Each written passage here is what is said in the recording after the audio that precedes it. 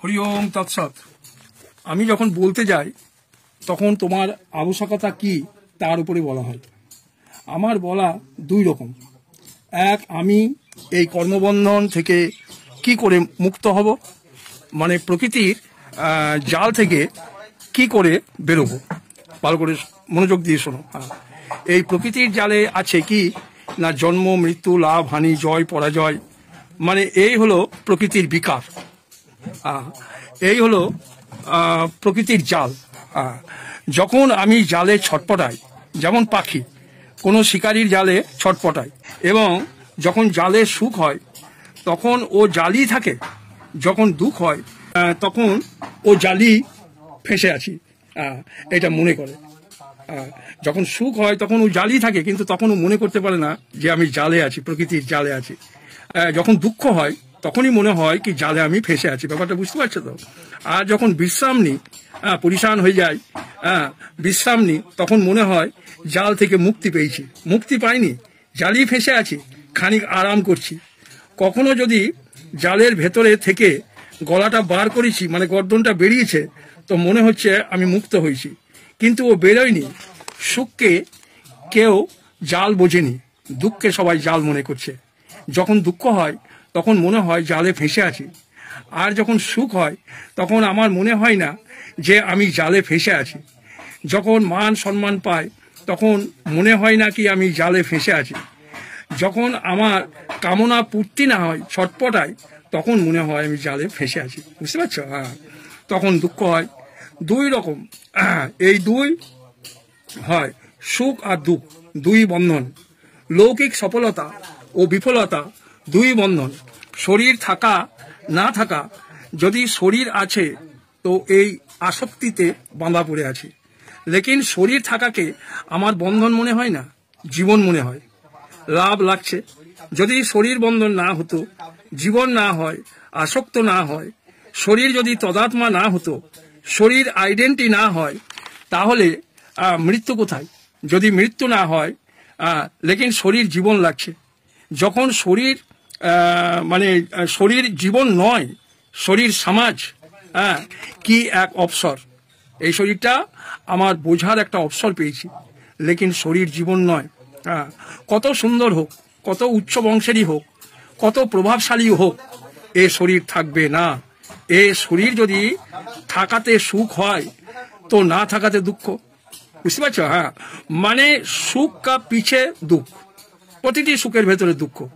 আমি শরীরকে সাধন সামগ্রী না বুঝে আমি শরীরকে আমি মনে করে ফেঁসে আছি। এই শরীরের দুই কাজ, সংসারের সেবা আর আত্ম অনুভব।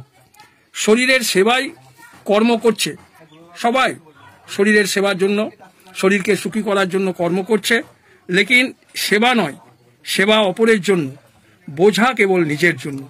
কর্ম অপরের জন্য, জ্ঞান নিজের জন্য। জ্ঞান পেলে আমি মুক্ত হব, কর্ম দ্বারা সংসারের সমাজের উপযোগী হব।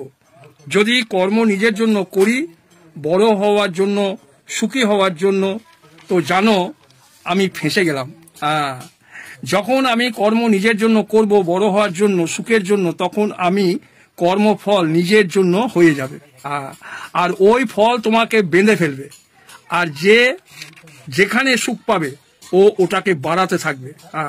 কর্মবন্ধন নয়, ফলই বন্ধন হয়ে যাবে, এই লাভই বন্ধন। কর্মনা বদ্ধতে জন্তু বিদ্যা চ বিমুচ্যতে। কর্মনা বদ্ধতে জন্তু, জন্তু মানে জীব। বিদ্যা চ বিমুচ্যতে, বিদ্যার দ্বারাই মুক্তি হবে। মানে আত্মাকে ভুলে ফল চাইছি, আত্মাতে বিমুখ কর্মের ফল চাইছে। অজ্ঞানী ফলের জন্যই কর্ম করে, পেতেই চাইছে। যদি আমার কোনো স্বার্থ না থাকে তাহলে কোনো কর্মই আমাকে বাঁধতে পারবে না। কর্ম বাঁধছে না, ফলই বাঁধছে। দুঃখ দিতে পারবে না। ভগবান কৃষ্ণ বলেছেন, কর্মতেই কেবল তোমার অধিকার হওয়া চাই, কর্ম ফলে কোনো প্রয়োজন নাই। মানে তুমি মনে করো না চাষ করছি ফসল হবে, না হয় না হবে। চিকিৎসা করছি, রোগ ভালো হতেও পারে নাও পারে। পড়াশোনা করছি, পাস হতেও পারে নাও পারে, চাকরি হতেও পারে নাও পারে। এই জন্য ফলে তোমার 100% তোমার অধিকার নাই, এ অর্থ লোকে করে। ভালো করে শোনো, এই সবারই ধারণা। পর এ অর্থ নয়, এ বিলকুল ভুল, মানে ভুল সিদ্ধান্ত।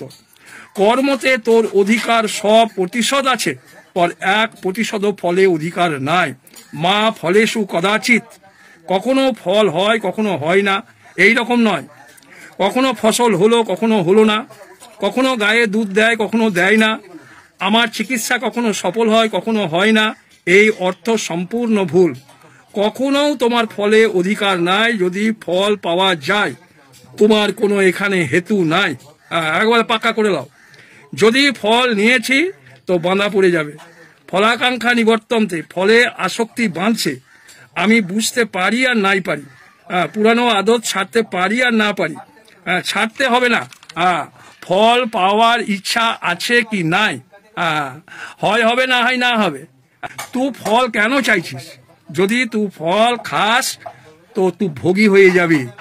ফল ভোগ বাইরে হয় না, আমার বুদ্ধিতে ফল পেয়ে শ্রেষ্ঠতার খেয়াল হয়। আমি বড় হব, শ্রেষ্ঠ হব। এ আত্মা অলিপ্ত, একে তুই ভোগী কেন করছিস? একে তুমি ভুকা কেন ভাবছো? কি আমি ভুকা নাকি যে ভোগ মিল যায়?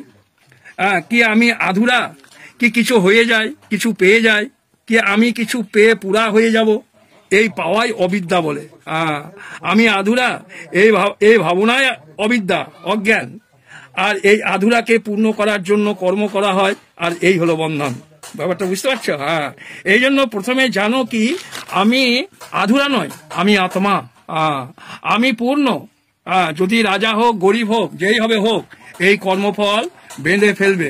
সেই জন্য ছোট ছোট কাজ যারা করে, বুঝতে পারছো, তারাই কর্মবন্ধন থেকে মুক্ত হয়ে যায়। যে নিজের পুরা হওয়ার জন্য কর্ম করে না, ও তো সাক্ষাৎ ভগবান। ভগবান কৃষ্ণ বলেছেন, নমামি কর্মাণি লিপ্যতে নমে কর্মফলে স্পৃহা। ভগবান বলেছে আমাকে কোনো কর্ম বাঁধতে পারে না, কারণ আমার কোনো কর্মফলে স্পৃহা নাই, কারণ আমার কোনো কমি নাই কি পূর্তি করার জন্য কর্ম করব, তথাপি আমি কর্ম করি। ভগবান অর্জুনকে বোঝাতে চাইছে, মানে কৃষ্ণ ভগবান অর্জুনকে নিজের মতো বানাতে চাইছে। এই লাভ হানি জয় পরাজয় ছেড়ে দে, তুই নিজে পূর্ণ অনুভব কর, জ্ঞানী হয়ে যা, স্থিতপ্রজ্ঞ হয়ে যা, আর কর্ম করো। আত্মাকে সন্তুষ্ট জানো, ওকে অসন্তুষ্ট জেনে মনে করে কর্ম মাত করো। আমি আধুরা, পুরা হব, এ খেয়ালি অবিদ্যা। আর কর্ম করতে করতে তুমি মরে যাবে, কত জন্ম চলে যাবে, লেকিন কর্ম দ্বারা তুমি পুরা হতে পারবে না। এই হলো গীতার সিদ্ধান্ত, এই হলো গীতার সোচ, এই হলো গীতার সচ্চাই, এই হলো গীতার সোচবুঝ। যেদিন গীতা তোমার জীবন হবে সেদিন তুমি মুক্ত হয়ে যাবে। আমি তখন অধিক কাজ করতে পারবো। এখন অধিক কাজ করছে অধিক লোভী, অধিক চালাক, অধিক মূর্খ, অধিক কাজ করছে। সিধা সাদা লোক যার কোনো আকাঙ্ক্ষা নাই, ও দিন পার করে আয় মুক্ত হয়। ও যদি চায়। ভগবান কৃষ্ণ বলেছেন, আমার কিছু অপ্রাপ্ত নাই, তবুও আমি কর্ম করি। যার ভেতর পরিপূর্ণ, সে নিজের জন্য কোনো কর্মই তার নাই। আমাকে মৃত্যু মারতে পারবে না যে বাঁচার জন্য কর্ম করব। আমি বলো মারজানেওয়ালা দেহ আমি নয় কি বাঁচার জন্য ভয় আছে তার জন্য কর্ম করব। আমি মন নয় যে সুখের জন্য কর্ম করব। আমি অহংকারী নয় যে ছোট আছি, ব্যক্তি হয়ে আছি, তাই বড় হওয়ার ইচ্ছা আমার আছে, এই জন্য কর্ম করব। এই জন্য জন্ম থেকেই, প্রথম থেকেই অহম ব্রহ্মাস্মি, আমি এ নিজ চৈতন্যই ব্রহ্মই, এ সদা পূর্ণ। সেই পূর্ণ হওয়ার জন্য কর্ম করা নয়। আমার এই জ্ঞান না হলে ছোট আমি বড় হব, নির্ধন আমি ধনী হব, এইসবে লেগেই থাকবে। এই হলো অজ্ঞান। এই অজ্ঞান নিবারণ করার জন্য জ্ঞান দ্বারাই এই অজ্ঞান নিবারণ হবে। এই জ্ঞান লাভ করো আর সুখী হয়ে যাও। তারপর খুব কর্ম করো, নিজের জন্য নয়, জগতের জন্য, সংসারের জন্য। যেমন খেতিবাড়ি চাষাবাদ করলে ফসল দুই রকমের হয়, ভালো করে শোনো। এক মানুষের জন্য, অপর পশুর জন্য, এক নিজের মুক্ত হওয়ার জন্য। এই দুই সমাজ। সমাজ হলো উত্তম ফসল, নিজের জন্য জ্ঞান, সমাজের জন্য কর্ম। সমাজ হলো উত্তম ফসল, যদ লাভে পরম লাভে, যা পেলে তার অতিরিক্ত আর পাওয়ার নাই, সেই হলো সমাজ। সমাজই হলো শেষ পাওয়া, এর থেকে শ্রেষ্ঠ পাওয়া বলে আর কিছু নাই। আর একটা কথা বলি শোনো, এ নিজেকে পড়তে পারে তার শাস্ত্র পড়া শেষ হয়ে যায়। নিজের জীবন দেখলে জগৎ পর্যালোচনার শেষ হয়ে যায়। নিজেকে পেলে ত্রিভুবন জয় মূল্যহীন হয়ে যায়।